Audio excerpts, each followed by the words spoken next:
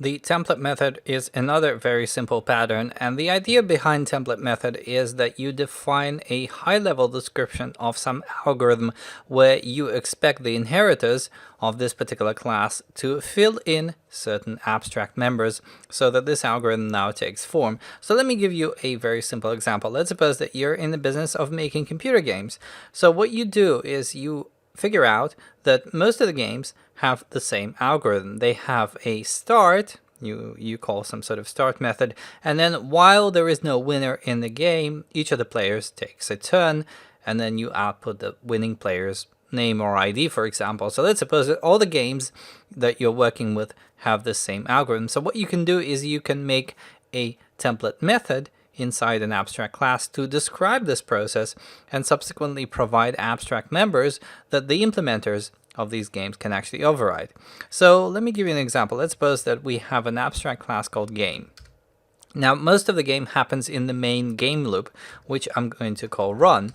So in here, we want to do a few things. First of all, we want to start the game. So notice I'm calling the start method here. This is going to be a method that I'll generate, but instead of having the entire method, I'll just have its signature. So we'll have something like protected abstract void start. So this is something that the inheritor would have to fill in to describe what happens when the game starts. And then we can have other members here. So for example, we can have the ID of the current player. So we can have protected int current player.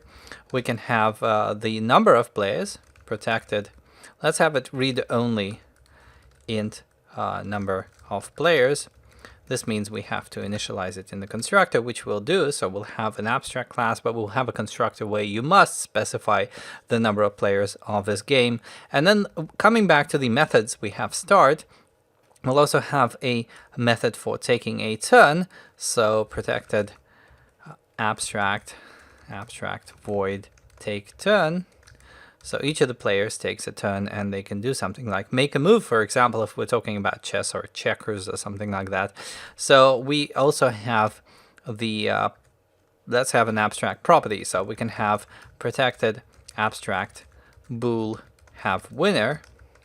So we'll have a boolean indicating whether the game is actually over and we have a winner already. And then finally we'll have the winning player. So protected abstract int winning player. This is also going to be a get only property. So the idea is that we have all of these abstract members, and at the kind of high level at the game class, what we can do is we can define a template method which is going to describe how the game is going to go. So the actual name of the template method is run, and after we start, while we don't have a winner, while not have winner, we're going to take a turn. So the player, that's the current player, is going to take the turn, and then we're going to write line some information about the winner. So we're going to say player, and then put winning player wins. So this is an abstract class that you're expected to inherit from if you want to make a game. So how would this work with a game of chess, for example? Just going to emulate it here, not really building a chess machine or anything. So we'll have a class called chess, which is going to inherit from game, and as soon as you do that, you have to implement all the abstract stuff. So let's have all of this. Now, what would you put in the constructor? Well, with chess typically comes with 2 players. So we can get rid of this argument and just feed in the value 2 in here. When it comes to starting the game, what we're going to do is we're going to write line something. So we're going to say starting a game of chess with, and then number of players, obviously 2, in this case players. There we go. Okay, so when it comes to taking the turn, for example, we're going to write line, and by the way, we can keep the number, the turn number, as well as put some sort of limit on the number of turns somewhere down below. So here I'm going to keep the current turn number, private int turn equals 1, and I'm also going to limit the number of turns to 10, private int max turns equals 10. So after 10 turns, we're going to bail out, because otherwise it will be a very long night here. Okay, so taking turn means that we do some output. So we're going to write line turn and then turn plus plus taken by player, and then take current player. So turn number 5 taken by player 0, for example, and then we'll change the current player by incrementing it and doing a modulus on the number of players. Since we are keeping it as an integer, we can do this. So current player equals current player plus 1% number of players. There we go. Okay, so in addition, we want to determine whether we have the winner. So essentially, we have the winner as soon as we exceed the maximum number of turns. So here I'm just going to do an expression. So have winner is going to return whether turn is equal to max turns, like so. And finally, we have winning player, which when we're done is going to be the current player.